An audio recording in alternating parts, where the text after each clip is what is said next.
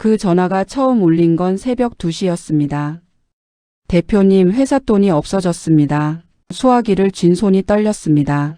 어제까지만 해도 멀쩡하던 통장에서 단 하룻밤 사이에 50억 원이 흔적도 없이 사라진 겁니다. 그리고 그 시각 해고 통보를 받은 지 꼭 하루가 지난 그 남자의 핸드폰은 꺼져 있었습니다. 김만수, 나이 62, 입사 30년 차, 끝내 과장을 달고 퇴직한 남자. 회사 사람들은 그를 만년 과장이라 불렀습니다. 승진 한 번 못하고 눈에 띄지도 않고 그렇다고 문제를 일으킨 적도 없었던 사람. 그저 매일 아침 제일 먼저 출근해서 밤 제일 늦게 퇴근하던 사람. 그런 그를 회사는 구조조정이라는 단어 하나로 잘라냈습니다. 30년을 바친 자리에서 종이 한 장으로. 그런데 그가 떠난 다음 날 회사 전화기가 미쳐 돌아가기 시작했습니다. 거래처에서, 은행에서, 세무서에서, 심지어 경찰서에서까지 200통이 넘는 전화가 쏟아졌습니다. 그리고 모두가 같은 말을 했습니다. 김만수 과장님 지금 어디 계십니까? 하지만 이후 드러난 진실은 그 회사의 모든 것을 무너뜨렸습니다.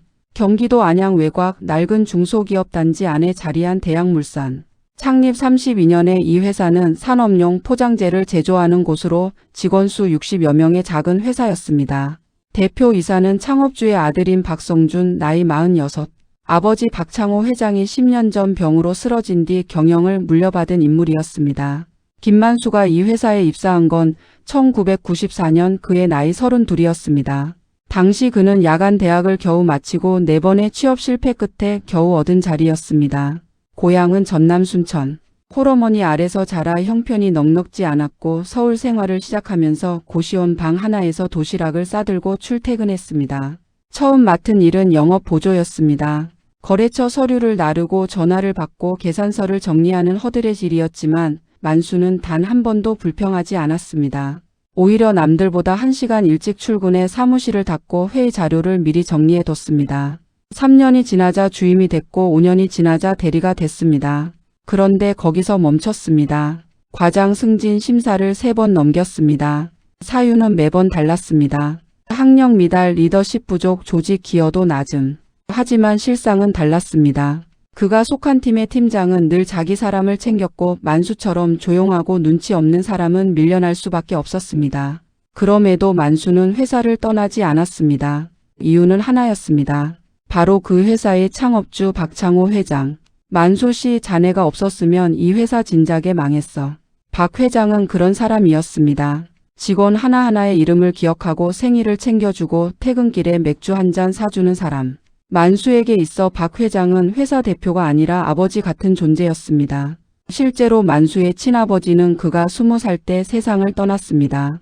그 빈자리를 박 회장이 조금씩 채워줬습니다. 만수가 결혼할 때도, 첫 아이가 태어났을 때도, 어머니가 입원했을 때도 박 회장은 그 곁에 있었습니다.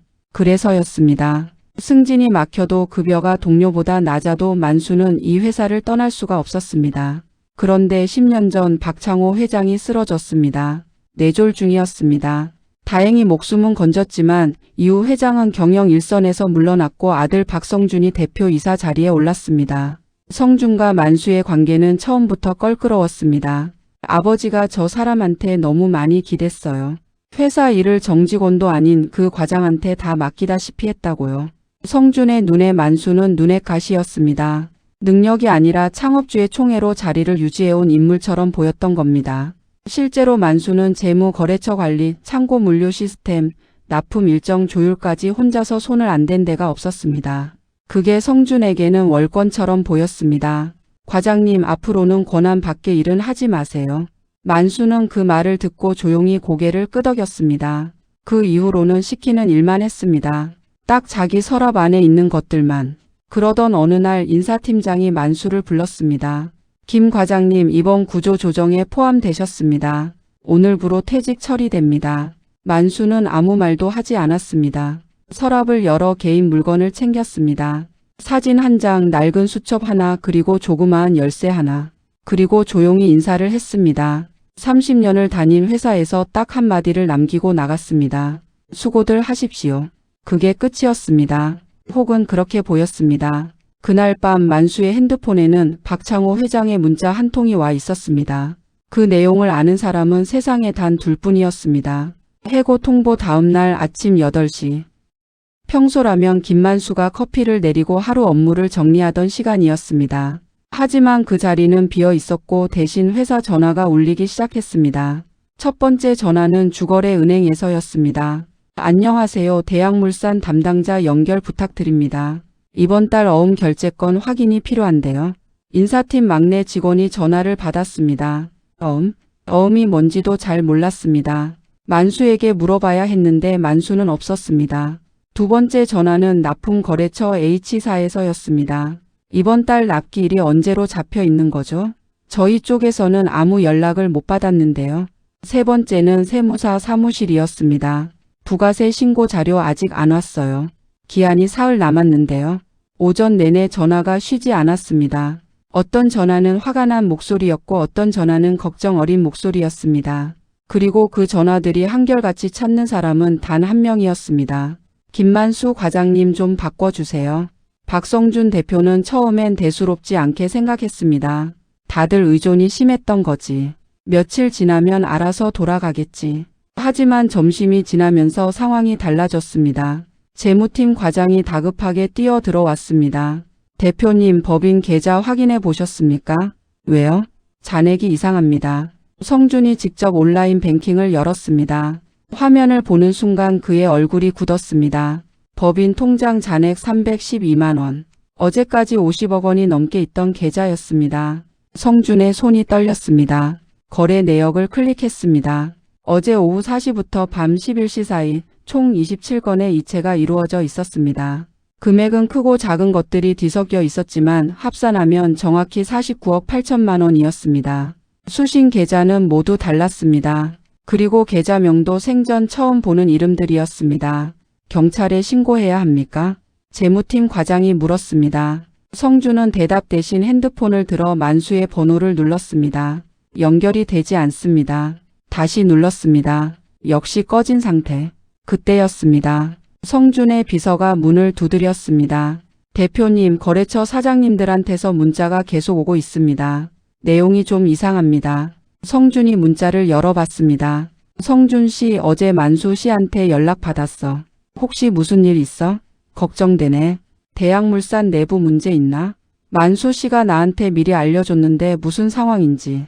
거래처 사장들이 만수에게 연락을 받았다는 겁니다. 어제 해고 당일에. 그것도 한 명이 아니었습니다. 성준이 직접 전화를 돌려보니 무려 12곳의 거래처가 전날 만수에게 연락을 받았다고 했습니다. 내용은 다들 비슷했습니다. 잠시 연락이 어려울 수 있으니 중요한 사항은 이쪽 번호로 연락주세요. 그리고 그 번호는 만수 개인 핸드폰 번호가 아니었습니다. 처음 보는 번호였습니다. 이 사람이 계획적으로 움직인 건가요? 누군가가 내뱉은 말이 사무실 공기를 무겁게 눌렀습니다. 성준의 머릿속은 빠르게 회전하기 시작했습니다. 30년을 다닌 직원, 승진도 못하고 고분고분하던 그 남자가 해고되는 순간 회사의 모든 것을 손에 쥐고 사라진 겁니까? 저녁이 되자 경찰이 회사를 방문했습니다. 이번에는 회사 쪽에서 신고한 게 아니었습니다. 거래처 중 한 곳이 먼저 신고를 했습니다. 이유는 단 하나. 우리 회사 돈도 빠져나갔어요. 경찰 수사가 시작됐습니다. 그리고 수사관이 법인 계좌 이체 내역을 분석하기 시작한 지 사흘 만에 놀라운 사실이 하나씩 수면 위로 떠오르기 시작했습니다. 첫 번째로 밝혀진 것 50억 원의 이체는 김만수가 한 것이 아니었습니다. 계좌 접속 기록을 추적한 결과 해당 이체가 이루어진 IP 주소는 만수의 자택이 아니라 회사 내부 서버에서 발생한 것이었습니다. 더 정확히는 박성준 대표의 전용 컴퓨터였습니다. 수사관이 박성준을 불렀습니다. 대표님, 이날 오후 4시부터 밤 11시까지 어디 계셨습니까? 집에 있었습니다. 회사 컴퓨터를 원격 접속할 수 있는 환경입니까? 성준의 얼굴이 미묘하게 흔들렸습니다. 그건 원래 IT팀 권한이고 저는 비밀번호를 모릅니다. 그런데 IT팀 직원의 진술은 달랐습니다. 대표님, 원격 접속 계정은 대표님이 직접 설정하셨습니다. 6개월 전에요. 수사가 박성준에게로 방향을 틀기 시작했습니다. 하지만 그것만으로는 설명이 되지 않는 것들이 있었습니다. 왜 하필 만수가 해고된 바로 다음 날인가? 왜 27개의 계좌에 나눠서 보냈는가? 그 계좌들은 누구 명의인가? 계좌 추적 결과 27개 수신 계좌의 명의는 각각 달랐지만 공통점이 있었습니다.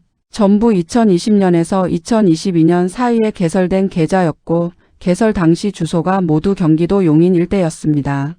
그리고 그 계좌들의 실사용자를 추적하자 놀라운 이름이 등장했습니다.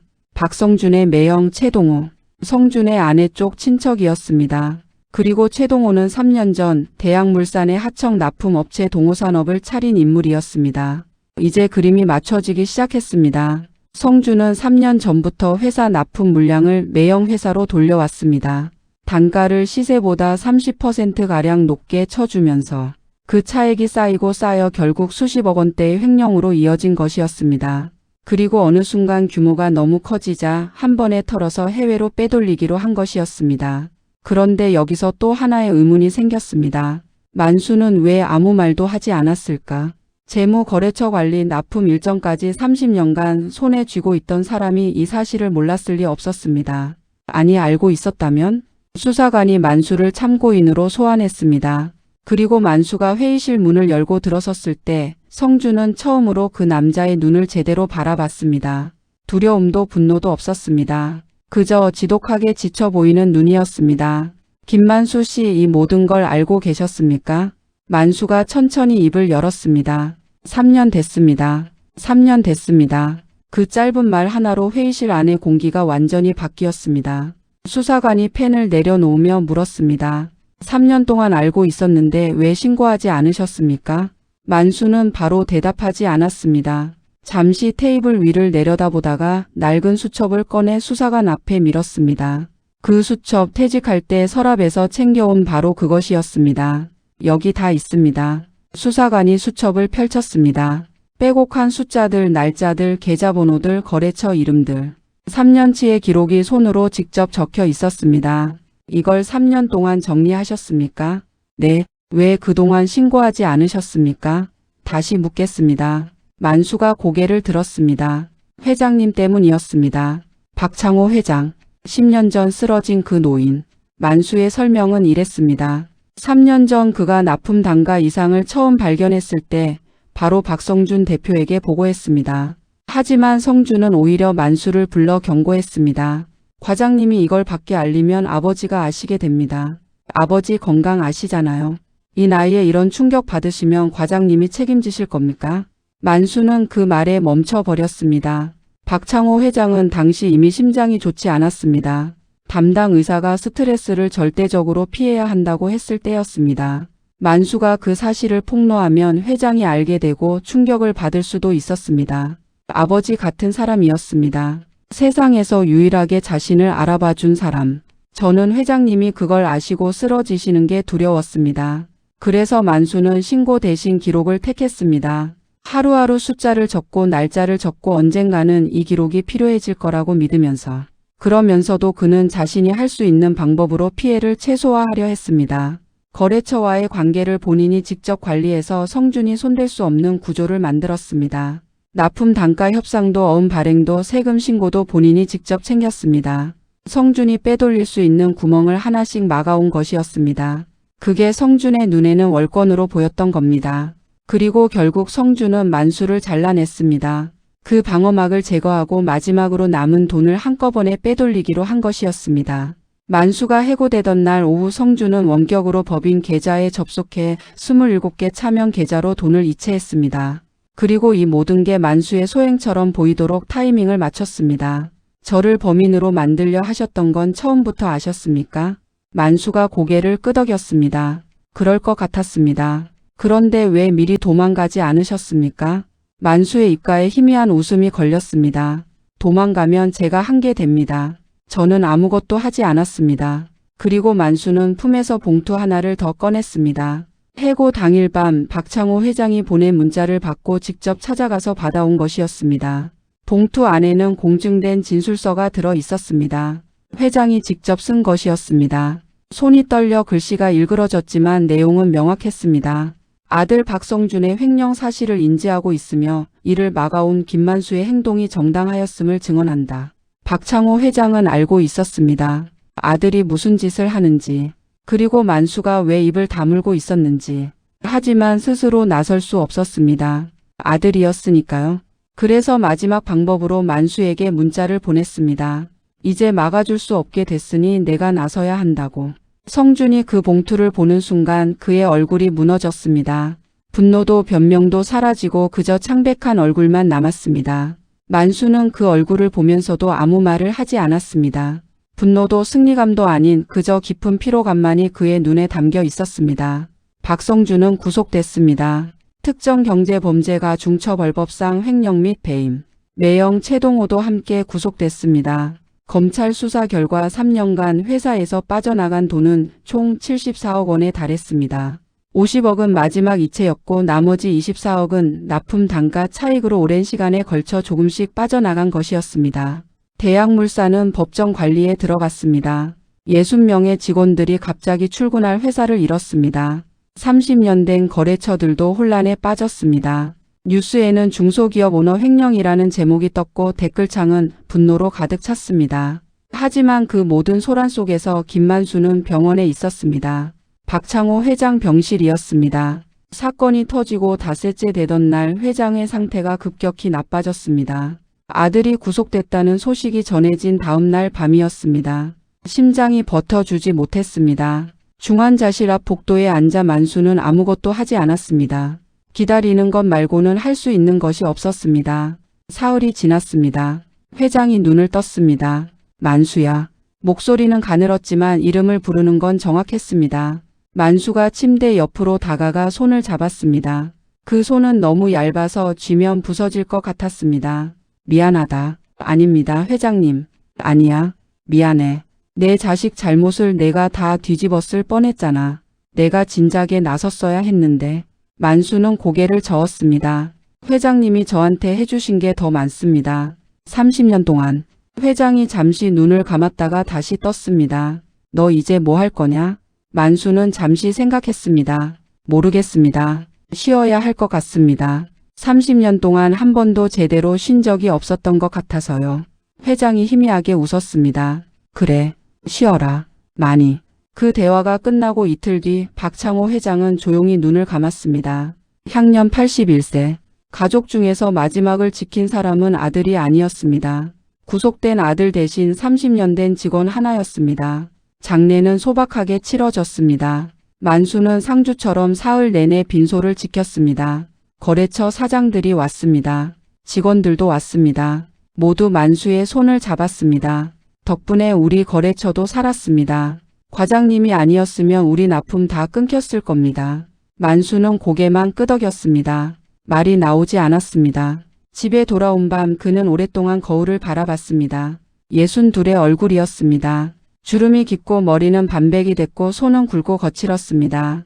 30년의 시간이 고스란히 새겨진 얼굴이었습니다. 승진을 못한 사람, 화려한 명함 한 번 없었던 사람, 만년 과장으로 끝난 사람. 하지만 그 30년 동안 그는 60명의 직원들이 월급을 받을 수 있게 지켜왔습니다.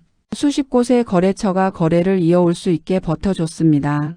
그리고 쓰러진 노인이 마지막을 평안히 맞을 수 있게 곁에 있었습니다. 세상은 그 공을 기억하지 않을 겁니다. 하지만 괜찮았습니다. 그는 알고 있었으니까요. 낡은 수첩을 꺼냈습니다. 마지막 페이지를 펼쳤습니다. 빈 페이지였습니다. 그는 천천히 펜을 들었습니다. 그리고 딱 한 줄을 적었습니다. 다 끝났다. 그것으로 충분했습니다. 그는 그제야 깨달았습니다. 평생 회사를 지킨 게 아니라 단 한 사람을 지키고 싶었던 것이라는 걸. 그리고 그 사람은 이미 충분히 행복하게 눈을 감았다는 걸.